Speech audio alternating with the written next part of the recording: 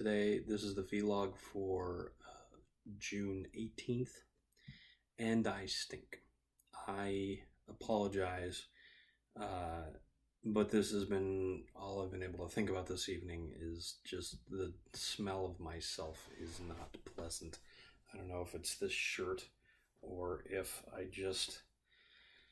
if I'm suffering through one of the hottest days of the year and somebody has decided that at this time of night, when the sun is going down in the next 20 minutes, they're going to mow their lawn or do something with a big compressor. I don't know. Hopefully that's not nearly as loud for this as it is for me. Also, I fiddled with the volume on this laptop, so I don't know if that's actually going to affect the microphone volume, because it should only be the speaker volume. But with Microsoft, who knows?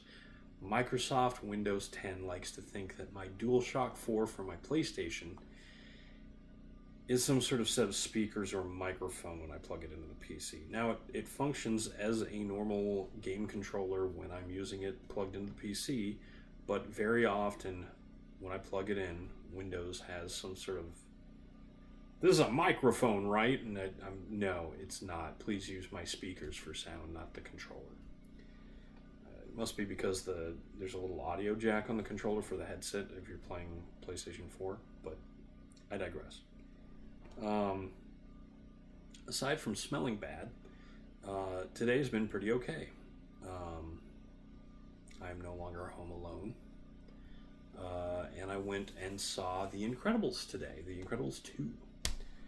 And before the movie started, they had a little thing with the actors apologizing in part, saying a lot of different stuff, but pointing out the fact that it's been 14 years since The Incredibles. And of all the Pixar properties that have come out over the last 14 years, I can't think of a one that has had more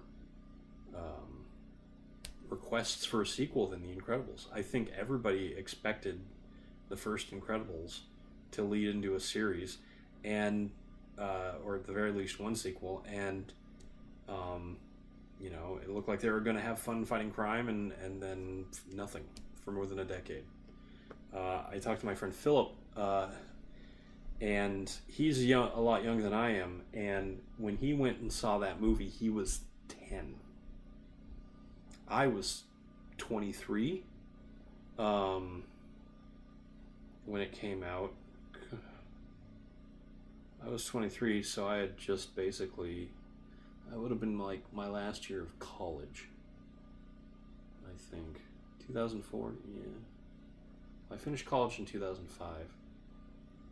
So I would have been second to last or last year of college when that movie came out.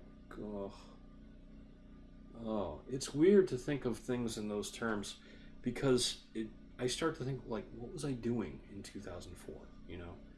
I was still at school, struggling to stay matriculated, whatever the word is, enrolled at the University of Washington, taking all sorts of crazy classes, including one class where I had to watch, among other things, Fight Club and Hedwig and the Angry Inch.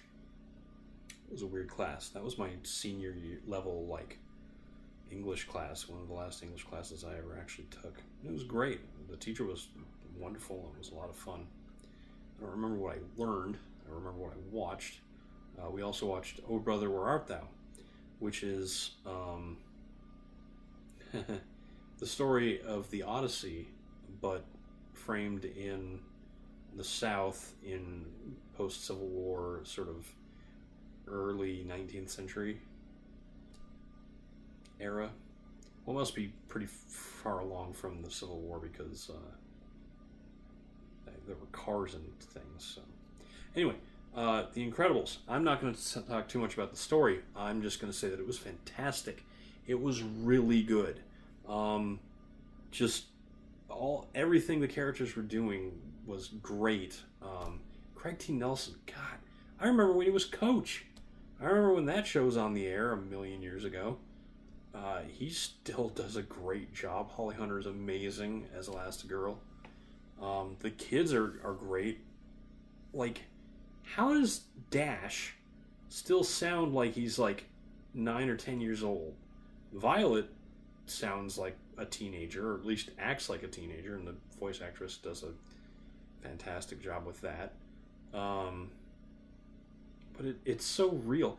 All the things they have to deal with, they're not just the sort of things that we would have to deal with in our lives if we were in their position, but they deal with them the way we would deal with them if we had superpowers. They're very intelligent about how they use their, especially Elastigirl. There's a couple fantastic scenes involving her. Oh, and the baby Jack Jack. He's hilarious. He has the same problem Bart Simpson has.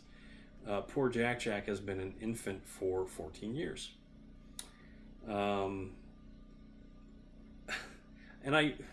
at this point, they really need to make a sequel like lickety split.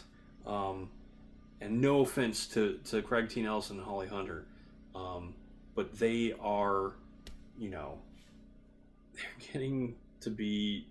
I can't believe Craig T. Nelson hasn't just retired flatly. Samuel L. Jackson just keeps going and going and going too. God, he just keeps making movies. He was,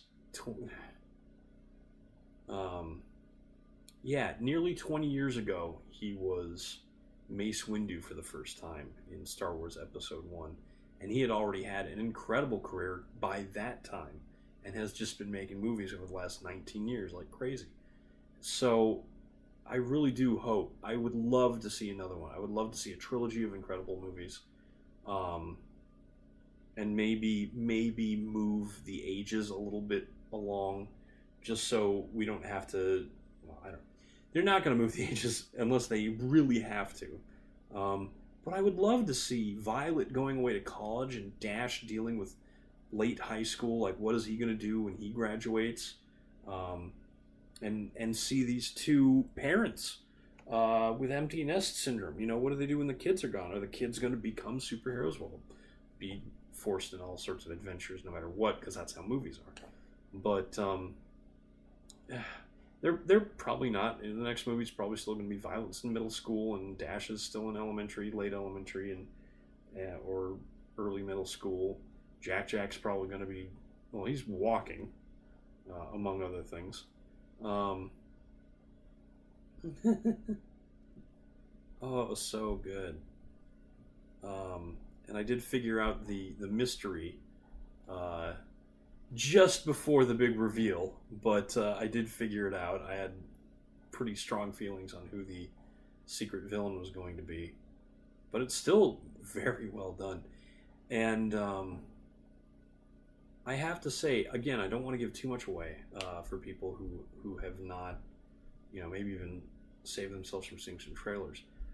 What the villain uses for their villainous actions has got to be one of the scariest things out there. And maybe someday I'll talk about why it's one of my favorite sort of situations to make a character seem quite monstrous. But for now, I think, I have to say, it's been really warm today, but this room is so much cooler than mine. Of course, it doesn't have a computer spinning day after day, hour after hour. But this is nice. There's a cross breeze because of these two windows. That is perfect at this time of night. But anyway, I'm Eric Spornitz, and tomorrow will be better.